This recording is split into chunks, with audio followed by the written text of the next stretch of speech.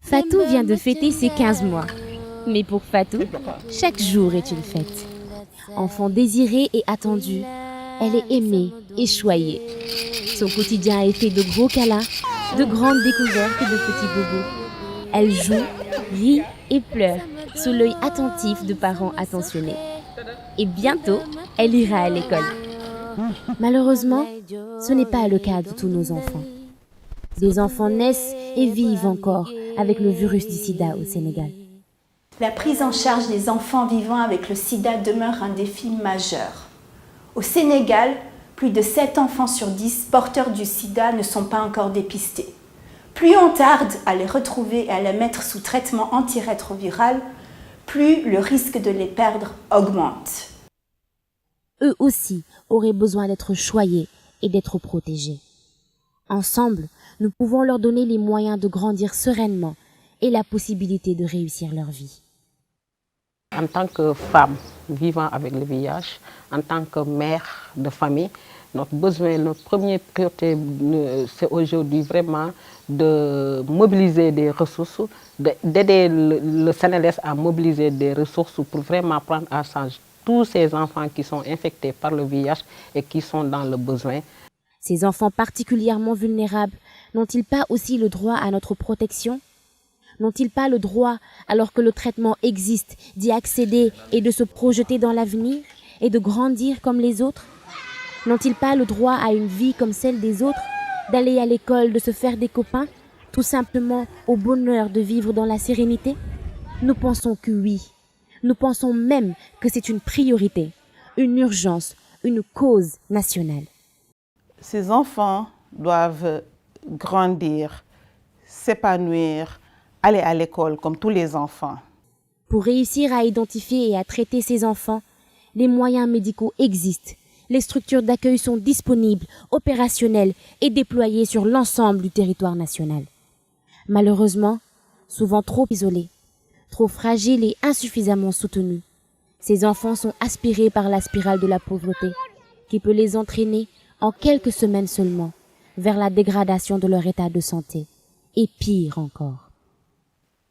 Ce sont des enfants qui vivent le plus souvent dans les familles démunies. Démunies parce que soit le père il est décédé, ou bien la maman aussi est décédée, donc l'enfant est à la garde d'un tiers, d'un membre de la famille, une tante. Et donc du coup, vu qu'on est dans une société qui est assez limitée par rapport aux moyens, ce sont des enfants qui n'ont pas une bonne observance du traitement. Ces enfants font des ruptures de soins. Et quand ils font des ruptures de soins, il y a un grand risque de développement d'abord des infections opportunistes qui vont emporter cet enfant-là, qui vont tuer cet enfant. Alors qu'il suffisait que quelqu'un les aide à avoir le transport, à avoir un petit rajout dans ce qu'ils mangent pour avoir une alimentation meilleure, d'être accompagnés pour survivre. Encore trop peu d'enfants ont accès au traitement. Trop d'enfants manquent de moyens pour venir à l'hôpital. Trop d'enfants ne prennent pas leur traitement parce qu'ils ne mangent pas à leur faim. Trop d'enfants meurent encore du sida dans notre pays.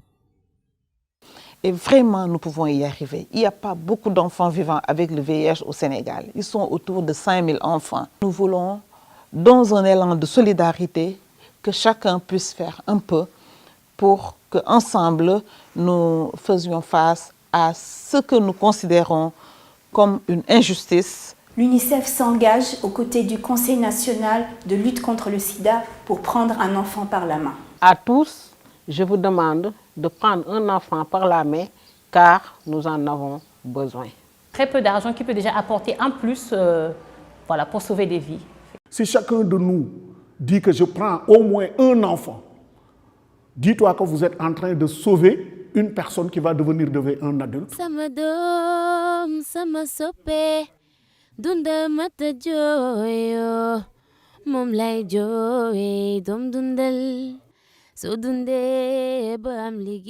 Cela correspond à l'accompagnement de 2000 enfants, un peu plus du tiers des enfants vivant avec le VIH puissent avoir un accompagnement qui équivaut à 5000 francs par mois tous les mois, donc pour leur transport et aussi leur appui nutritionnel. Ceci est un message du Conseil national de lutte contre le sida et de ses partenaires.